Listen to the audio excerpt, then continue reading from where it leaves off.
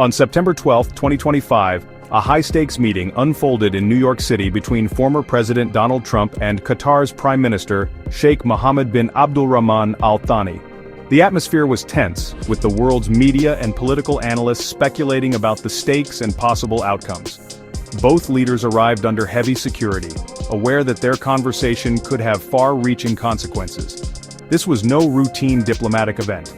It came just days after a dramatic military strike in the Middle East, with the world watching closely. The recent escalation had sent shockwaves through international markets and left governments scrambling to respond. The choice of New York, away from the White House and traditional diplomatic venues, allowed for candid discussion amid escalating regional tensions. The neutral ground provided a discreet setting for both leaders to speak openly, away from the immediate pressures of Washington or Doha. For Trump, it was a chance to assert U.S. foreign policy and manage fallout from a key ally's controversial actions. He sought to demonstrate American leadership on the world stage, reassuring both domestic and international audiences of his administration's resolve. For Al Thani, it was a vital stop on a diplomatic tour to secure support after a direct attack on Qatari soil.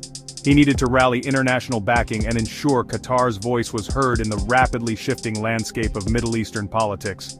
The outcome of this meeting would shape not only U.S.-Qatar relations but also the fragile prospects for peace in Gaza and the region. As the world held its breath, the decisions made behind closed doors in New York could set the tone for the next chapter in Middle Eastern diplomacy.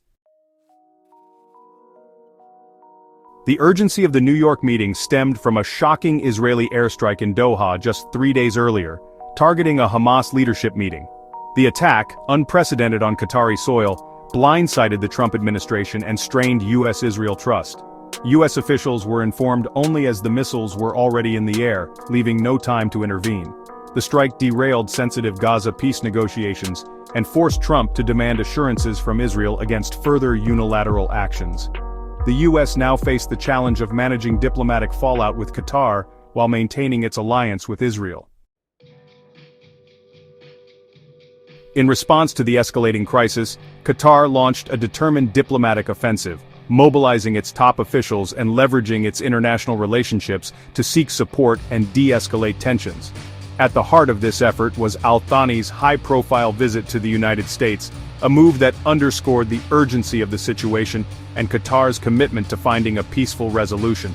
The meeting with President Trump was a pivotal moment for both leaders, an opportunity to align strategies and demonstrate unity in the face of mounting regional challenges. Al Thani sought not only public U.S. support but also tangible commitments, hoping to secure assurances that would strengthen Qatar's position on the world stage. Meanwhile, Trump aimed to send a clear message, signaling his disapproval of Israel's recent strike and reassuring Arab partners of America's continued engagement in the region. Behind closed doors, talks zeroed in on strengthening U.S.-Qatar security ties, with both sides recognizing the importance of military cooperation in a volatile environment. Trump pushed for a formal security agreement, aiming to solidify a partnership that could serve as a stabilizing force in the region for years to come. Simultaneously, Qatar called for an emergency session of the United Nations Security Council, seeking to rally international support and draw global attention to the crisis. There, Al Thani delivered a powerful condemnation of the violation of his country's sovereignty, urging the world to uphold international law and protect smaller nations.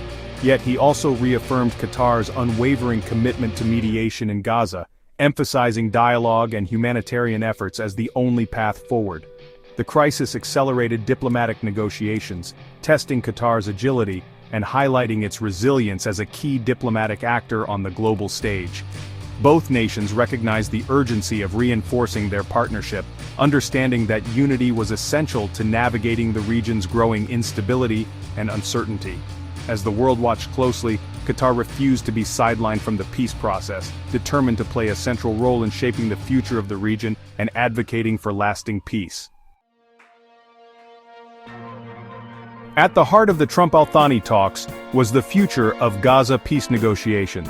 Qatar's role as mediator between Israel and Hamas is indispensable, but the airstrike in Doha threatened this delicate arrangement. Trump expressed concern that Qatar might withdraw from mediation, jeopardizing hostage releases and ceasefire prospects. Al-Thani sought U.S. guarantees to prevent further Israeli strikes and to protect Qatar's status as a neutral diplomatic hub. The U.S. faced a balancing act, condemning the violation of Qatari sovereignty without alienating Israel.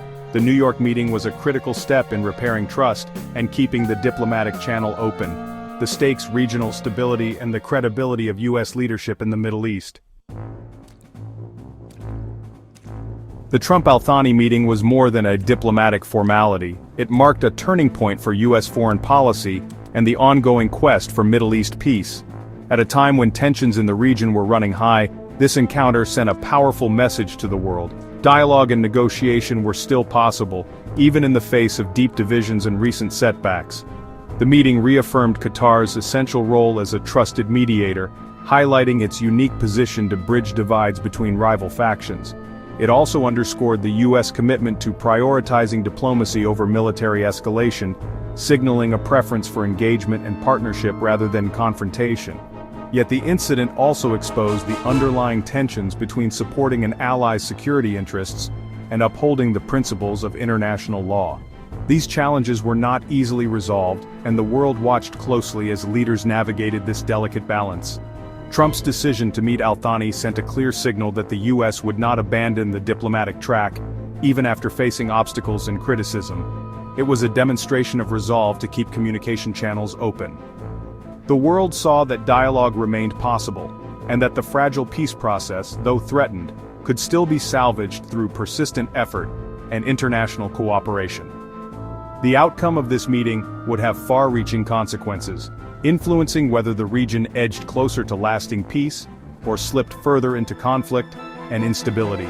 In a turbulent and unpredictable world, this was a defining moment for American diplomacy, a moment that would shape the future of the Middle East and the prospects for peace for years to come.